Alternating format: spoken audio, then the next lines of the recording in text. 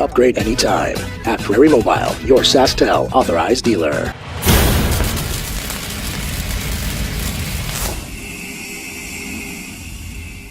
You try and get your team to turn the page on what happened this weekend. Well, I mean, at the end of the day, we just got to play better as a team, Phil. It's one of those things where there's nothing we can do about the last two games. The only thing we can do is worry about Wednesday night.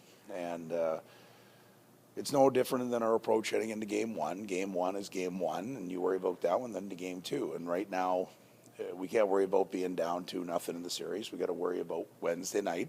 And if we take care of business, there'll be a game 4. Is there a mental hurdle for your guys, do you think? I don't think so. At the end, we've lost 2 games in a row before and come back and won 5 or 6. It's no different. It's just there's this word attached to it, playoffs.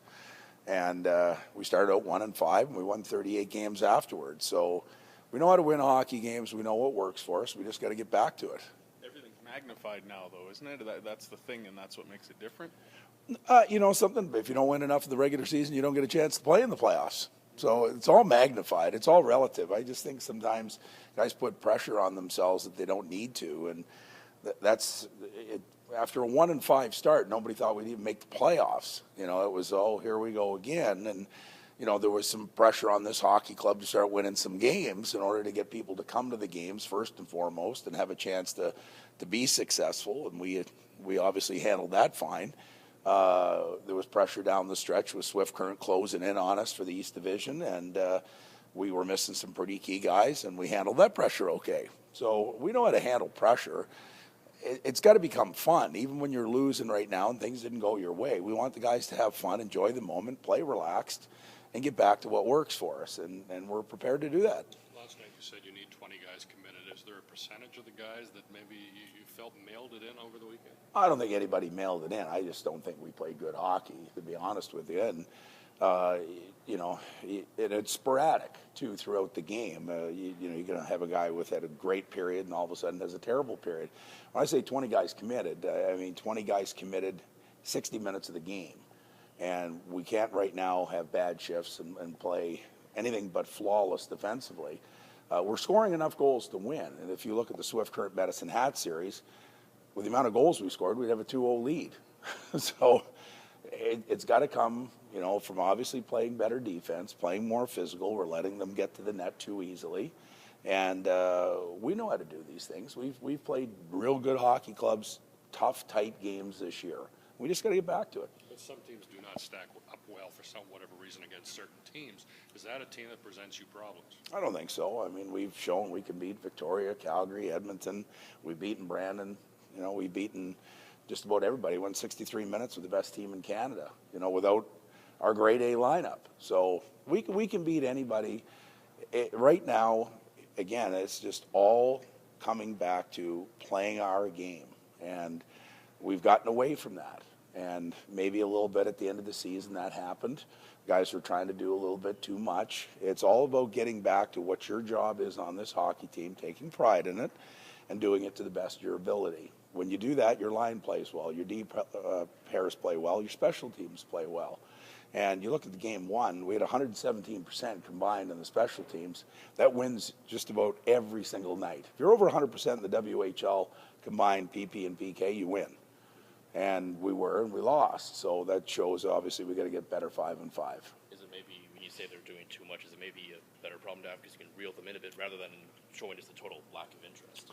Well, I mean, everybody's interested. There's no question. I mean, nobody's mailing it in, and nobody's got one foot out the door or anything like that. These guys are too tight as a group for that to ever happen. You know, right now, it's just about getting back. When you're trying to do too much and playing outside of your skill set, everybody becomes unreliable.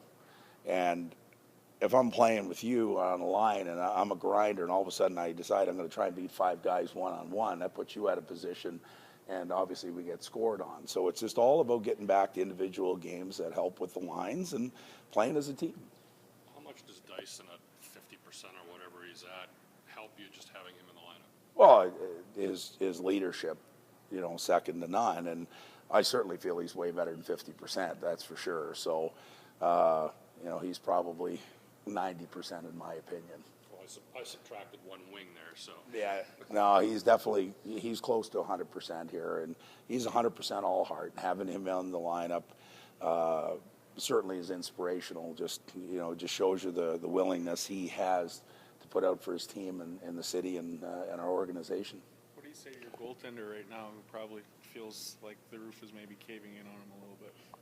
Oh, there's not a whole lot you can say. I mean, you can't sit here and beat people down, because what good does that accomplish?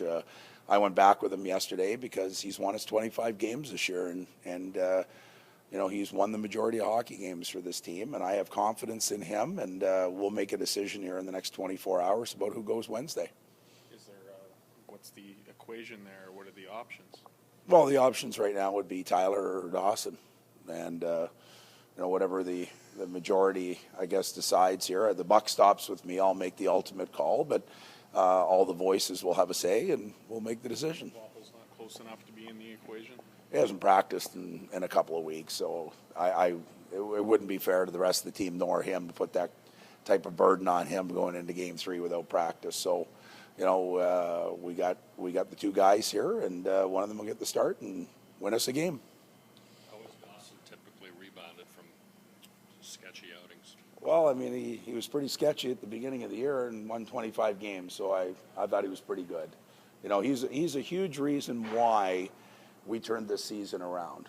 And, you know, something, things get magnified when you're a goaltender in the playoffs. There's goals, there's no question. I'd be lying to anybody if I said he didn't want some of those back. For sure he does. But at the same time, we didn't do him any favors. I mean, they got a 2-on-0 goal. You don't see that. You know, we didn't block enough shots. We're screening our own goaltender by backing in and not playing aggressive enough to stand up and block the shots. So it's team defense that broke down here over the weekend. And it'd be just as easy to blame a defenseman or a forward or whatever it is. Unfortunately, he's the guy that the puck goes by and gets the brunt of the criticism for it. The kid deserves a tremendous amount of credit. He really does. And for the fact that he was here when we started to turn things around and was huge in helping us do that. Jason talked a bit about the bench sometimes getting deflated a little too easily. How do you try to keep that positive energy going on the bench?